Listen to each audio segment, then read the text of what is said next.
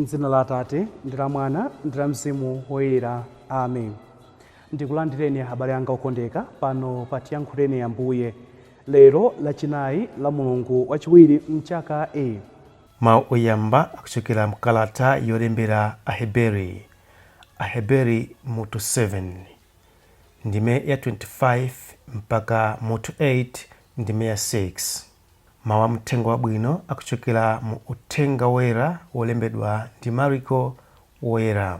Mariko mutu 3 ndime ya 7 kulekeza 12.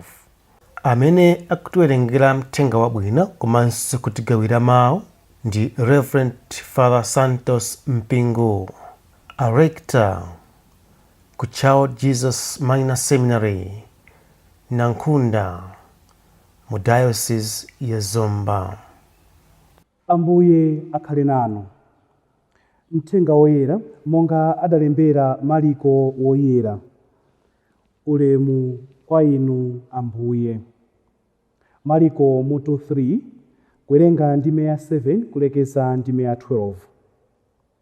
Pa nthawi yomweyo Yesu pamodzi ndi ophunzira ake adachokapo napita ku nyanja ya Galileya. Khamu lalikulu la anthu linamutsatira. Anthu ake anali aku Galileya, ena aku Yudeya ndi ku Yerusalemu, ena aku Idumeya ndi kutsidya kwa Yorodani, ndiponso ku dera la ku Tiro ndi ku Sidoni. Onsewo adafika kwa iye, chifukwa anali atamva zimene iye ankachita. Yesu adawuza ophunzira ake kuti amuyikire chombo pafupi, kuopa kuti anthu angayambe kumpanikiza chifukwa chidali chikhamu chachikulu. Pakuti anali atachiritsa anthu ambiri, ndipo onse amene adali ndi matenda ankakankhana pofuna kuti amukhuze. Mizimu yoyipa inkati ikamuona inkadzigwetsa pansi pafupi ndi iye nkumafuwula kuti, inu ndinu Mwana wa Mulungu. Koma iye ankayiretsa mwamphamvu kuti isamuwulule. Mthenga wa Ambuye. Ulemu kwa inu Ambuye Yesu Khristu. Abale anga okondeka mwa Ambuye, mu uthenga wathu wa lero muli phunziro la mphamvu limene tikulipeza loyambirira. Akunena kuti ngati mukufuna Ambuye Yesu msatireni ndipo muzampeza. Ngati mukufuna Ambuye Yesu msatireni ndipo muzampeza. Chikhristu ndi ulendo. Chikhristu ndi ulendo umene timayenera ndithu kuyenda kuwasata Ambuye Yesu, kuwasatira Ambuye Yesu. Timayenera kuyenda njira yayitali yosiya makhalidwe athu oyipa ndi kuyamba kuphunzira makhalidwe atsopano. Ndiye ulendo wathu wa pa Chikhristu. Chikhristu ndi ulendo umene timayenda ndithu mtunda wautali, tikuyesesa, tikuvutika ndi khalidwe lonama, khalidwe labodza, khalidwe la miseche, khalidwe lokuba ndi khalidwe loyipa lina lililonse. Timayenera kuyenda ulendo kuti tisiye khalidwe limenelo, ndipo tikasiya khalidwe lichi ndipo ene timampeza Ambuye Yesu.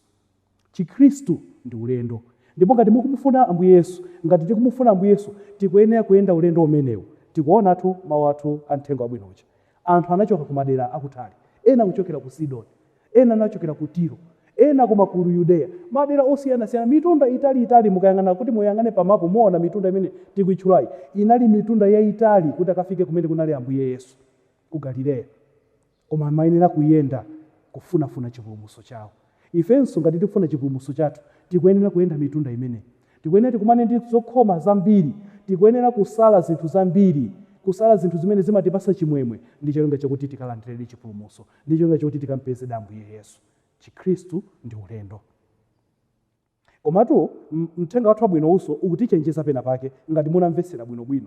Ukunena kuti pali kusiyana pakati pakukhala wosatira Ambuye Yesu ndi kukhala wophunzira Ambuye Yesu. Tiwerenge bwinobwino ngati mukukumbukira pamene tinawerengera moja. Akunena kuti Yesu pamodzi ndi ophunzira ake adachoka napita ku nyanja ya Galileya. Ndipo kenako akunena kuti kenaka khamu lalikulu la anthu lidamsatira, magulu awiri anthu amene anali ndi Ambuye Yesu. ophunzira ake amene iye anayenda nawo akuwaphunzitsa kumapita ku nyanja ya Galileya, ndi khamu la anthu limene limangowasatira Ambuye Yesu chifukwa cha mabenefits amene limapeza kuchokera kwa Ambuye Yesu. Osati kuti limafuna kumvesera uthenga wa Ambuye Yesu, limangowafuna Ambuye Yesu chifukwa chona kuti Ambuye Yesu amawachiritsa, Ambuye Yesu amachotsa ziwanda zimene zinali mwa iwo, Ambuye Yesu amapatsa zakudya. Chimene amamusatira Ambuye Yesu china chimene, osati kuti akamvere mawu ake ayi. Chifukwa chake Ambuye Yesu kudzera mawu athu abwino a siku lalero kunena kuti tikampeza Ambuye Yesuyo tisapitirize kukhala ongomusatira, tikampeza Ambuye Yesu tisanduke nosona ophunzira ake, tizikonda kukhala pansi ndi kumvesera mawu ake. Ndi cholinga chakuti tikamvesera mawu ake aja tipite tikalalikirenso kwina. Tizikonda kuwerenga Baibulo, tizikonda kumva mawu ake, tizikonda kukumana ndi Ambuye Yesuyo m'masakramenti, azitiyankhula kudzera masakramenti ake, azitiphunzitsa kudzera m'masakramenti ake. Pamene tapita ku sakramenti lakulapa, tikakalapa kumene kuja wansembe amatiyankhula malo mwa Ambuye Yesu kutiwuza zimene tikuyenera kuchita. Tizipita tizikamumvesera Ambuye Yesu, tizikamva chiphunzitso cha Ambuye Yesu, tisangokhala osatira Ambuye Yesu. Ambiri ife, inu ndine, ndife osatira Ambuye Yesu. Ambiri ife tingosatira Ambuye Yesu. Tikasatira Ambuye Yesu chifukwa mwina ngati ine wansembe ndikusatira Ambuye Yesu chifukwa kuti akhristu akundipatsa zonse zimene ndikuzisowa pa moyo wanga. La Mulungu mumandibweresera zakudya, mumandibweresera chilichonse chimene ndikuchisowa. Mwina nkutheka kuti ndingosatira Ambuye Yesu chifukwa kuti mukundipatsa zimenezi, ndipo ndikudziwa kuti ndikasiya kusatira Ambuye Yesu zabwino zimene zisindikhala nazo. Ambiri ife tikupita mwina kutchali cholinga chakuti anthu azitiona, mwina lo kuntchito atha kutikhulupirira kuna kuti awatiye ndi apaseni udindo chifukwa chakuti kutchalichi amalimbikira, kutchalichi kwawo ndi akulu ampingo, kutchalichi kwawo ndi ali ndi udindo wakuti tikusatira Ambuye Yesu chifukwa kuti pali ma benefits ambiri amene ali associated ndi kusatira Ambuye Yesu. Koma osati kuti ndife ophunzira Ambuye Yesu, sitikonda kumva mawu ake, timangofuna kuti Ambuye Yesu azingotichitira zabwino. Kodi inu ndi ndani? Ndinu osatira Ambuye Yesu kapena ndinu ophunzira Ambuye Yesu? Inu ndine ndife ndani? Timpemphe Mulungu atipatse chaulere chokhala ophunzira wake.